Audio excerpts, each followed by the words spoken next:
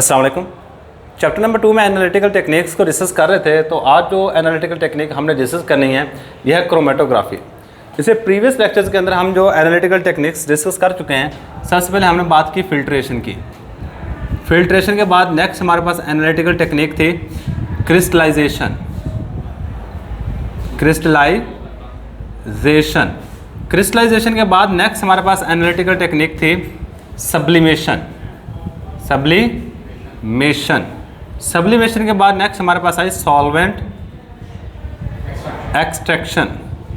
और solvent extraction के बाद ये लास्ट वाली टेक्निक है। इसके बाद आपका ये चैप्टर ख़त्म हो जाएगा। ये है क्रोमेटोग्राफी। अच्छा, सबसे पहले जो क्रोमेटोग्राफी वर्ड है ना, ये ग्रीक ज़ुबान का लफ्ज़ है। तो ये इट इज़ डिराइव्ड फ्रॉम, इसको हमने निकाला हुआ है derived from Greek language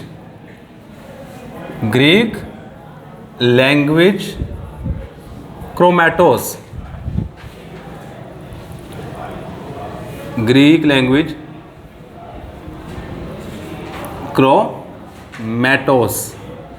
basically ये दो अल्फाज के मिलने से बना हुआ। देखो क्रोमेटोग्राफी कितने अल्फाज के मिलने से बना हुआ है? क्रोमेटोग्राफी दो अल्फाज के मिलने से बना हुआ है। इसमें एक वर्ड है क्रोमैटो और सेकंड नंबर पे ग्राफी GRAPHY क्रोमेटोग्राफी। क्रोमेटो का मतलब होता है कलर। क्रोमेटो का मतलब क्या होता है? कलर। ग्राफी का मतलब होता है राइटिंग। क्या मतलब होता है? राइटिंग। इसी तरह आप एक वर्ड यूज करते हो फोटोग्राफी। क्या वर्ड यूज करते हो? फोटोग्राफी। अब फोटोग्राफी, फोटो का मतलब होता है लाइट। फोटो का मतलब क्या होता है? बेसिकली लाइट होता है। ग्राफी का मतलब होता है राइटिंग। सूरज की रोशनी की मौजूदगी या लाइट की मौजूदगी में किसी चीज़ को लिखना फोटोग्राफी कहलाता है। सही है। तो अब यहाँ पे हमारे पास क्रोमेटोग्राफी है, मतलब कलर राइटिंग है। क्रोमेटोग्राफी का लफ्ज़ी मतलब क्या है? Colour writing. क्रोमेटोग्राफी मीन, ये जो शुरू में चीज़ें लिख रहा हूँ ना, ये MCQ में पूछी जा सकती हैं। Chromatography mean colour writing. एक सिंपल सी बात याद रखिएगा। अब ना सबसे पहले हम बात करेंगे डेफिनेशन की। इसके बाद दो शॉर्ट क्वेश्चन है, स्टेशनरी फेज मोबाइल फेज में क्या फ़र्क है। इसके बाद क्रोमेटोग्राफी की दो टाइप्स यहाँ पे बताई गई हैं, पार्टीशन क्रोमेटोग्राफी और एड्जॉर्प्शन क्रोमेटोग्राफी। ये सारी चीज़ें इस लेक्चर में आज हमने डिस्कस करनी है। तो सबसे पहली बात हम डेफिनेशन कर लेते हैं। क्रोमेटोग्राफी बेसिकली है क्या? डेफिनेशन की हेडिंग दे दो। जो भी चीज़ टेक्निक है, हमने सारी की सारी टेक्निक की डेफिनेशन लाजमी लिखी है। डेफिनेशन को लाजमी कर लीजिएगा। सही है। तो क्रोमेटोग्राफी क्या है? It is a analytical technique. ये बेसिकली एनालिटिकल टेक्निक है। Technique in which a mixture, एक मिक्सचर को हम सेपरेट कर रहे थे। Mixture is separated into its components. उसके इज्जा में हम इसको सेपरेट कर रहे होते हैं on the basis of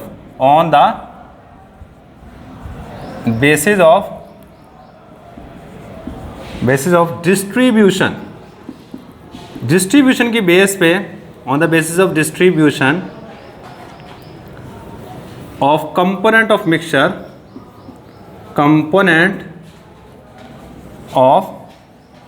mixture in mobile phase and stationary phase। Mobile phase और स्टेशनरी फेज में कितना हमारे पास मिक्सचर जा रहा है, उसकी बेस पे हम जो सेपरेशन करते हैं, इस चीज़ को हम नाम दे रहे थे क्रोमेटोग्राफी। क्या नाम दे रहे थे इसको? क्रोमेटोग्राफी। मतलब मेरे पास एक मिक्सचर है, मैं सपोज करता हूँ ये वाला मिक्सचर एक, इसमें तीन तरह की चीज़ें हैं। एक तरह की चीज़ ये है, एक तरह की चीज़ ये है, एक तरह की इसमें चीज़ ये वाली है। मैं इन तीनों चीज़ों को अलग करना चाहता हूँ। सही। अब इन तीनों चीज़ों को अलग करने के लिए मैं करूँगा क्रोमेटोग्राफी। क्या करूँगा? क्रोमेटोग्राफी। अब क्रोमेटोग्राफी करते किस तरह, ये आगे जाके हम पढ़ेंगे, सारी सारी टेक्निक को डिस्कस करेंगे। मैं इन क्रोमेटोग्राफी करूंगा और तीनों चीज़ों को अलग अलग कर लूँगा। अब तीनों चीज़ें हैं कौन कौन सी, ये वाली चीज़ है हमारे पास, इसके बाद हमारे पास ये वाली चीज़ है, और इसके बाद हमारे पास ये वाली चीज़ है। इन तीनों चीज़ों को इनके डिस्ट्रीब्यूशन कोफिशिएंट की बेस पे हमने अलग किया। लेकिन मैंने यहाँ पे दो टर्म यूज़ किए हैं, एक मैंने वर्ड यूज़ किया है मोबाइल फेज़, एक मैंने यूज़ किया स्टेशनरी फेज़। अब इन दो लफ्ज़ों को हमने समझना है कि मोबाइल फेज़ क्या होता है और स्टेशनरी फेज़ क्या होता है। सही है, इसी के मुतालिक पास पेपर में क्वेश्चन आ चुका है, what is the difference between, what is the difference, क्या फ़र्क है, difference between mobile phase, mobile phase and stationary phase, and stationary phase. Mobile phase में और स्टेशनरी फेज़ में क्या फ़र्क है, ये पास पेपर में काफ़ी दफ़ा शॉर्ट क्वेश्चन के तौर पे आ चुका है। जब फ़र्क की बात करेंगे तो हम दरमियान में लाइन लगाएंगे, फिर इसको लिखेंगे। एक साइड में हम लिखेंगे स्टेशनरी फेज़, स्टेशनरी फेज़, एक साइड हम लिखेंगे मोबाइल फेज़, मोबाइल फेज़। ये दो हमारे पास हैं जी फेज़। अच्छा, फेज़, बाद बच्चों को फेज़ की समझ नहीं आती, ये फेज़ है क्या वर्ड। बच्चे फेज़ किसी भी शय को कहेंगे, किसी भी शय को कह रहे होते। देखो मैंने वर्ड यूज़ किया मोबाइल, एक वर्ड यूज़ किया स्टेशनरी। इनका लफ्ज़ी मतलब होता है, स्टेशनरी का मतलब होता है साकिन, स्टेशनरी का मतलब लफ्ज़ी मतलब क्या है, साकिन। और मोबाइल का लफ्ज़ी मतलब होता है हरकत करने वाला या वाली, मतलब जो चीज़ मूव कर सके उसको हम मोबाइल कहते हैं।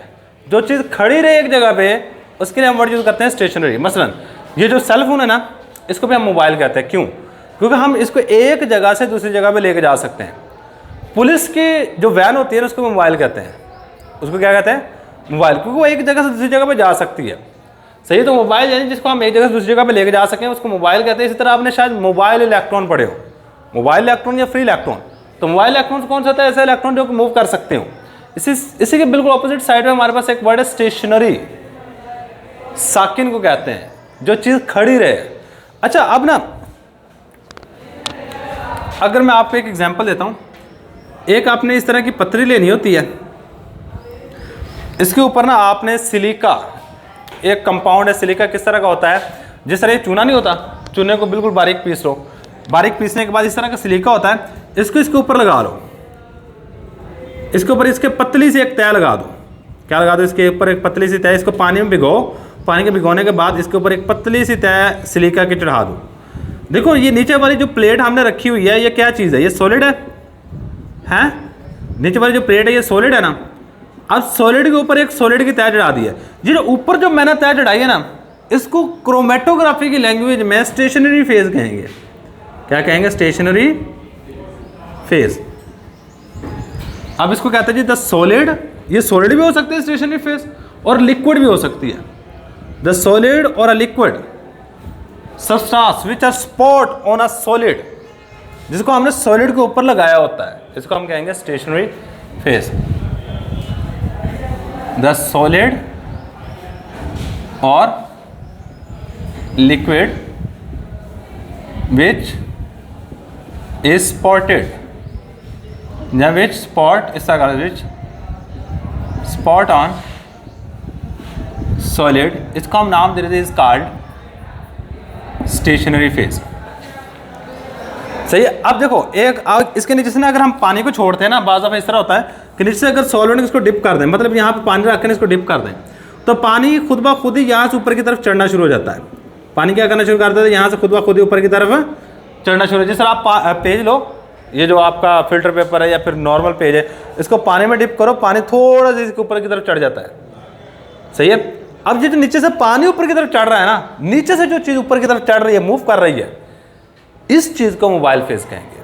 सही है। मतलब वो चीज़ जो स्टेशनरी फेज के ऊपर मूव करे, मोबाइल फेज कहलाती है। The substance which move on a stationary phase. The substance वो शय which move on stationary phase. Stationary phase, जो स्टेशनरी फेज पे मूव करे इसको हम नाम दे रहे होते हैं मोबाइल फेज का। अच्छा, स्टेशनरी फेज याद रखिएगा हमेशा या तो सॉलिड होगा या लिक्विड होगा। स्टेशनरी फेज में भी सॉलिड और लिक्विड, या तो ये सॉलिड हो सकती है या फिर क्या चीज़ हो सकती है, लिक्विड। लेकिन मोबाइल फेज या तो कोई लिक्विड चीज़ होगी, जो देखो वो चीज़ हमने यहाँ पे यूज़ करनी है जो मूव कर सके। सॉलिड मूव नहीं करता कभी भी, जो सख्त चीज़ को वहाँ पर रखते। ये चेयर पड़ी हुई है, ये चेयर सालों साल यहाँ पड़ी रहेगी लेकिन मूव नहीं करेगी, लेकिन पानी मूव कर सकता है। मतलब मोबाइल फेज हमारे पास या तो कोई लिक्विड होगा या फिर क्या होगा, गैस। गैस एक जगह से दूसरी जगह पर मूव कर सकती है। तो मोबाइल फेज में भी है, मोबाइल फेज में भी लिक्विड और गैस, ये लिक्विड और गैस हो सकती है हमारे पास मोबाइल फेज। इसके बाद नेक्स्ट जो बात आपने यहाँ पे याद रखनी है बच्चे, एग्जांपल्स। स्टेशनरी फेज की एग्जांपल्स लिखेंगे। इसकी एग्जांपल मैं दूंगा सिलिका, एलुमिना। एलुमिना रेत को कह रहे होते हैं, ये चिकनी मिट्टी होती है, इसको एलुमिना कह रहे होते हैं। इसकी एग्जांपल अगर दूँ तो बच्चे इसमें बेस्ट एग्जांपल अगर देखी जाए तो बच्चे मुख्तलिफ गैस जो मर्जी लिख सकते हैं, लेकिन इसमें वाटर, एसीटोन, ETC, ये सारे के सारे हमारे पास क्या हैं, मोबाइल फेज है। दोनों के दोनों लिक्विड की एग्जांपल दी है। इसके बाद एक और क्वेश्चन आ जाता है, what is the difference between, what is the difference between, क्या फ़र्क है दरमियान में, between adsorption chromatography, adsorption chromatography and partition chromatography, and partition chromatography. ये पास पेपर में काफ़ी दफ़ा शॉर्ट क्वेश्चन के तौर पे आ चुका है, क्रोमेटोग्राफी। तो बिल्कुल आसान है, ये बड़ा आसान टॉपिक है। हमने करना क्या है, इसमें डेफिनेशन करनी है और डेफिनेशन के साथ हम एक एग्जांपल लिखेंगे, बात खत्म कर देंगे। एक साइड में लिखूंगा एड्जॉर्प्शन क्रोमेटोग्राफी, एड्जॉर्प्शन क्रोमेटोग्राफी, और एक साइड में लिखूंगा पार्टीशन क्रोमेटोग्राफी, पार्टीशन क्रोमेटोग्राफी। और ये याद रखिए बच्चे, ये टाइप्स ऑफ क्रोमेटोग्राफी है। यहाँ पे बेशक ऊपर हेडिंग दे दीजिएगा, टाइप्स ऑफ क्रोमेटोग्राफी। ये क्रोमेटोग्राफी की टाइप्स हैं, बेसिकली दो टाइप्स हैं जो आपकी बुक के अंदर मेंशन की गई हैं। बेसिकली काफ़ी सारी टाइप्स हैं जो यहाँ पे मेंशन की गई हैं, सिर्फ दो हैं, adsorption chromatography and partition chromatography. देखो हमने यहाँ पे क्या बात कही कि स्टेशनरी फेज दो तरह की हो सकती है। कौन कौन सी, सॉलिड और लिक्विड। अब कहता है अगर स्टेशनरी फेज सॉलिड है तो उसको कहेंगे एड्जॉर्प्शन क्रोमेटोग्राफी, अगर स्टेशनरी फेज लिक्विड है तो उसको क्या कहेंगे, पार्टीशन क्रोमेटोग्राफी।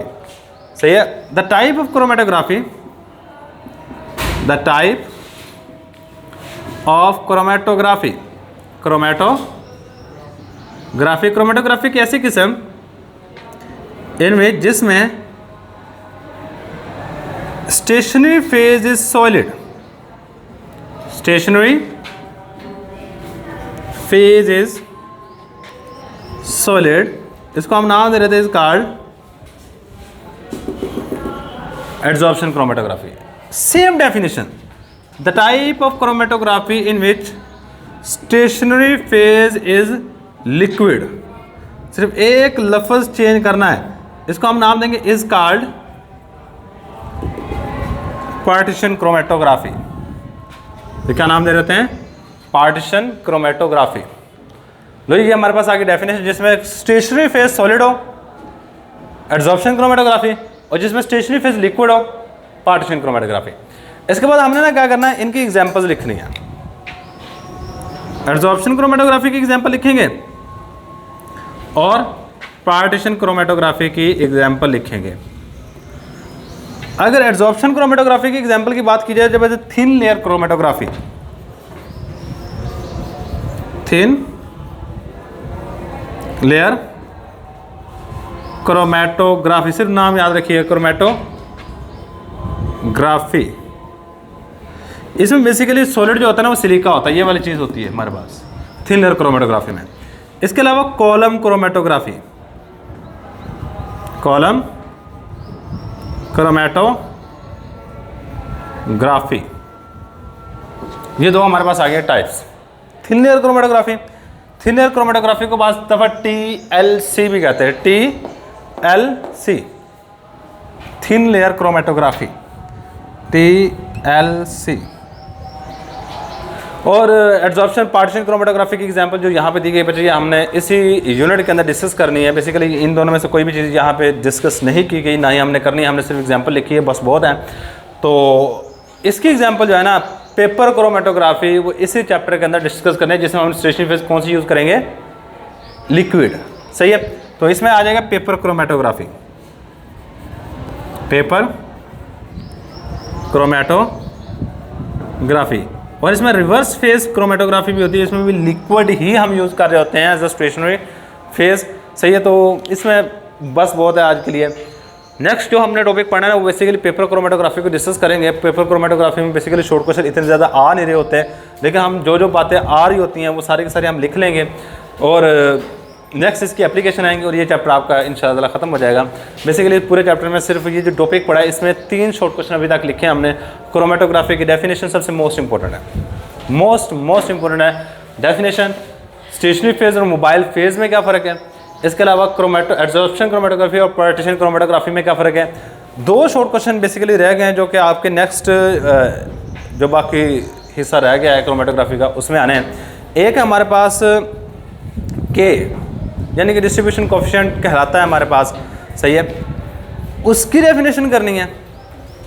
और इसके बाद क्रोमेटोग्राफी की वो एप्लीकेशन, यूजेस, या फिर आप उसकी इम्पोर्टेंस कह सकते हैं कि क्रोमेटोग्राफी को हम आम जिंदगी में कहाँ पे इस्तेमाल कर रहे हैं। अच्छा, आपने कभी सुना होगा, मैं चलो थोड़ा सा एक अंदाज़ा दे देता हूँ क्रोमेटोग्राफी कहाँ पे इस्तेमाल हो रही है।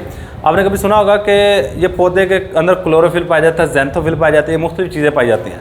अब पौधे के अंदर से ये मुख्तलिफ चीज़ों को अलग करने के लिए आप पत्ते को लेते हैं, पत्ते को लेकर इसको पीस के इसका जो वो रस सा निकलता है, उस रस को पेपर के ऊपर लगा के उसको अलग कर लेते हैं। और क्रोमेटोग्राफी से आप हर एक चीज़ को अलग कर सकते हैं। आप चले जाओ MSc के अंदर, मुझे इसकी क्रोमेटोग्राफी की टाइप्स इतनी है कि तकरीबन अगर आपने सुनना है लेक्चर तो तकरीबन 70-75 लेक्चर बने हुए सिर्फ क्रोमेटोग्राफी पे, सही है। प्लेलिस्ट बनी हुई है, उसमें जाकर चेक कर लो, सही है। सारी की सारी टाइप्स अभी मुकम्मल नहीं, 75 लेक्चर या 80 लेक्चर मेरे ख्याल से होंगे सिर्फ क्रोमेटोग्राफी पे, सही है। तो यही हमारे पास आज का लेक्चर। अल्लाह हाफिज़।